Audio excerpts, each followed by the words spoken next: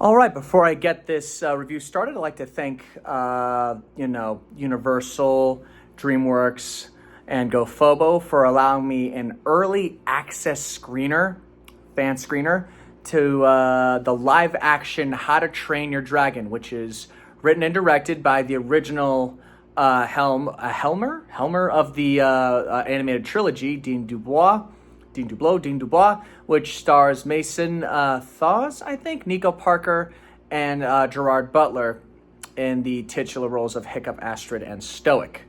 Now, in an age of live-action remakes, you go in with the expectation of knowing that these are just going to be worse versions of better movies.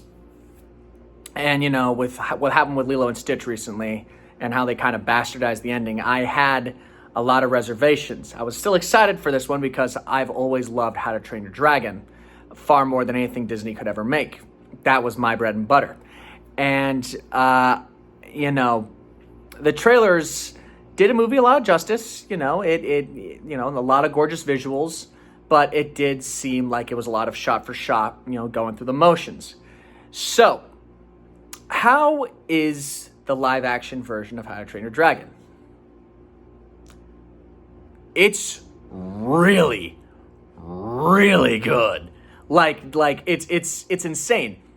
DreamWorks actually cracked it, Don't get me wrong. Let me get this out of the way now. The original How to Train Your Dragon is still unmatched. And, overall, this is still a slightly worse version of that story. But just because it's a slightly worse version of that story doesn't mean it's still not a great time, which this movie is. It is actually really, really, really, really, really good. There are a lot of uneven aspects to it, There are moments where, it remembers that it's a remake and it just kind of goes through the motions. The motions are still very solid, but it's like, it's almost as if they're like, okay, we've done this scene before, let's just kind of get through it. But then there are other times where it remembers that this is something that matters a lot to a lot of people, and it takes its time. It breathes, it really cherishes the moment to its full entirety. But let's try to get this a little more organized. So, how's the guy that plays Hiccup, Mason? Freaking phenomenal. He is the most animated version of the character here in the movie, and he captures the spirit and captures, the tone of the original Hiccup, and even some cases surpasses it. He has that childlike wonder and that, need to prove himself. And you really do feel that a lot of this movie is held on his shoulders, which can be a very suffocating feeling. But he shines. He acts across, essentially nothing with, Toothless. And he makes you believe that he's interacting with a dragon. Nico Parker as Astrid was fine. Her acting's a little stilted. But she does a lot better after the flight sequence. There's definitely a little bit of work that was needed. Gerard Butler kills it as Stoic. And weirdly enough, all the supporting cast does a really good job. And in fact, actually, I'd say that the supporting cast here is kind of better than the animated versions, only slightly. And you'll see why if you go see the movie. But what is actually shocking to me is that not only do you feel the love and respect in this movie, far more so than a lot of the live-action Disney remakes, there's also a lot of practicality here. Yes, CGI dragons, which, by the way, the CG in this movie is really good. Like, really good. But, you can tell they shot a lot of this on location. They used a lot of natural light at times. And even then, there's sets built. There was, actual real sets. Not green screen, sets. And on top of that, there's a lot of extras. There's crowds. There's costumes. This is a world that feels lived in. It's actually really nice to see so much thought and care placed into this world. And honestly, despite... And going back to the visuals for a second. The flight sequences are phenomenal. That was something that, I'm sure they want to make sure they nailed when it came to adapting this live action compared to the original. They nail the flight sequences, and it feels very real. It feels very real, sometimes to a detriment, you know? A lot of the cartoonish aspects and the more sillier aspects of the original are, you know, mostly kept here, but a lot of it was removed to help keep that consistent tone. Now, the fact that this is a live action movie, there's a sense of realism here. So, you know, there is, and unfortunately, that is kind of working against the movie a little bit, because a lot of those sillier moments from the animated movie are now gone. So a lot of that personality that is built with these characters is also removed. Like, for example, one of the little small tweaks that they removed was Toothless smacking Hiccup with his ear during the first flight sequence. That was removed, and it does kind of remove a little bit of the charm and personality that Toothless originally had. Toothless as a character, despite being a fully CG character, is still kept almost intact. Like I said, there's a couple things that they remove and a couple changes they made that unfortunately does lessen him as a character. Not by much. Not like to the point where it's a completely different character or a completely emotionless one. It's just, here's the original, and here's the new, and here's the live action version. Like I said, it's a little less. Not terrible by any means, you know? In fact, all the hard beats like of the original, such as, you know, the motion sequence of, you know, stepping around Toothless's drawing, you know, Toothless and Hiccup bonding, the finale after the main battle, and even the ending, all those beats are still there. Some of them are a little more heightened, and some of them are a little lessened. And that's the thing. A lot of the changes here, you know, in comparison to like something like Lilo and Stitch, where if you've seen the new live-action remake, you know about the ending, and you know that some of those changes were terrible. Here, that's the thing. This is a very safe live-action remake, which I do think for what has been happening over the last, like, decade with all these live-action remakes, basically, they were like, okay, you want to know what? Let's just give the people what they want, all right? If we're going to make changes, but, you know, we're going to make them very tiny. Nothing drastic is changed here. And a lot of the changes here are for better or for worse, but they're not, like, drastically different where they're better or worse. It's, like, slight. And overall, I can't necessarily say that I actually hated any element of this movie. And what's even better is that, you know, I find myself actually excited to go see this movie again and actually see a sequel to this world.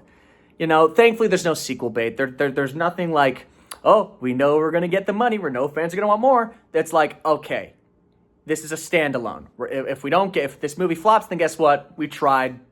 We're done. And, you know, and that's a lot of respect, you know, considering how big this franchise has become. It would be very easy for Universal and DreamWorks to just be like, let's shoehorn in, you know, Valka and the hidden world references, so that way, you know, we can get people coming back for more. No, there's a lot of restraint shown here, and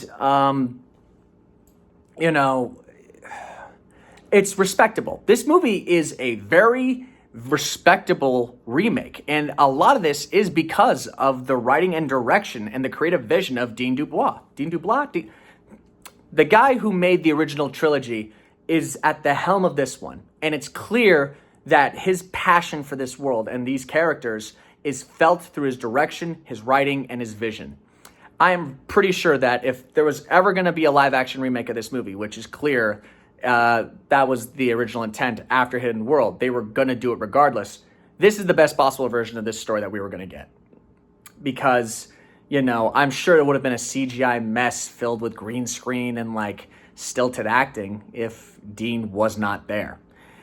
But that being said, as I said before, there are times when it feels like they're going through the motions, and I can definitely feel that in some of his directing. Because it really does feel like at times they're just speeding through some of these things. And despite the fact this movie is almost like another 30 minutes longer than the original, there are times when, you know, the cuts are quick and the dialogue is even quicker. And it's like, okay, yeah, we've seen this, let's keep going, come on, we got to go through. And it really does feel like Dean's just like, I've done this before. I have made this movie before. I want to get this done so I can get to something else.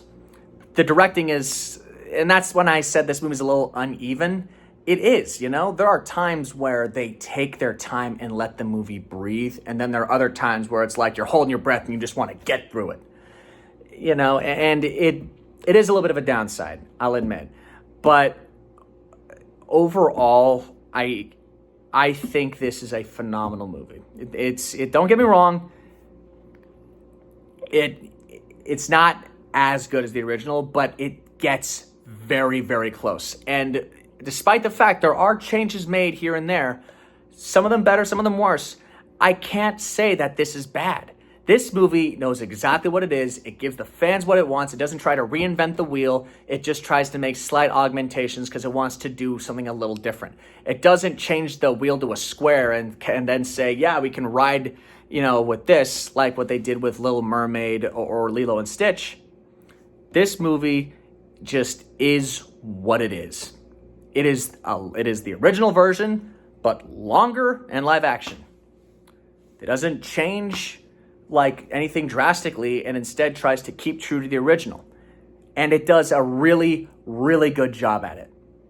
Like, really good. I do want to say at times it's great. But, as a diehard fan of the original, my expectations were way too fucking high. Pardon my French, but it was way too high. But that being said, it did its job. And I'm actually grateful for it. Because it kind of does show that you can have a live action remake that respects the original. All you need is someone at the helm that either was involved with the original or just cares. And it's clear that the writer and director of this movie hired the people who he knew would care. And, despite, I said one really bad detriment, which is just Astrid, because Nico Parker's just a little stilted at times, There's a lot less personality in Astrid this time around. And of course, there's a little more badassery on her end, but she never once feels like an overbearing character. She just feels lesser than her original counterpart. But I don't think Astrid is a bad character in this version or even superfluous. She serves her job, and she's still a very valuable member of the cast. So, overall, those are my thoughts on How to Train Your Dragon. Right now, leaving it, part of me really wants to give it a 7, because objectively speaking, that I think that's really where that score lies. But the more that I think about it, and the more I'm just thinking about all the wonderful. Wait, I just realized I didn't even mention something. Pardon me, before I even get into it, IMAX. This movie, it has IMAX sequences. And I completely forgot about it because instead of just doing the hard cut where it goes from like 239 to 190, instead what it does is at times it just slowly expands the aspect ratio to the point where you barely notice it until you're like, wait, why do I see more stuff now? And like a lot of the movie is shot with these sequences. I'm pretty sure it's either like 2/5 or like half of the movies in IMAX, and it looks good. Those sequences are phenomenal. All right. So there you go. If you're gonna see this movie, you see it in IMAX because it's basically you get the whole image, and it's really good. All right. Okay, I'm done. I want to give it a 7, but right now I'm going to give it an 8. The more I think about it, and the more I'm like, you want to know what? This is still a movie meant for children. It's a family movie that just so happens to be live action now, and it's still made with so much passion, so much love, and everyone involved, for the most part, does not just a serviceable job, but an actual really good job. And I do see this as something that kids are going to grow up with going, man, this was like an awesome movie made for me. Kind of like how I felt about the first How to Train Your Dragon. So yeah, I give this movie an 8 out of 10. I highly recommend you go see it. I highly recommend you support this movie because it shows that we can have live action remakes. We can want these things, but only if they're done in a manner where we know that the filmmakers cared. They didn't do this because they were hired to. They did it because they actually cared about the source material and they cared about actually delivering something good, rather than just listening to a studio head be like, okay, let's hire this, and then we'll do this, and this. This felt way less corporate than a lot of the live action remakes, and I do believe that it is up to us as an audience to support a movie like this, to support, I know how ironic that sounds, considering, this movie was going to get made regardless. But I do think that if we can't stop these movies from getting greenlit, the least we can do is use our wallets and support the remakes that deserve our money. And I do believe How to Train Your Dragon deserves our money.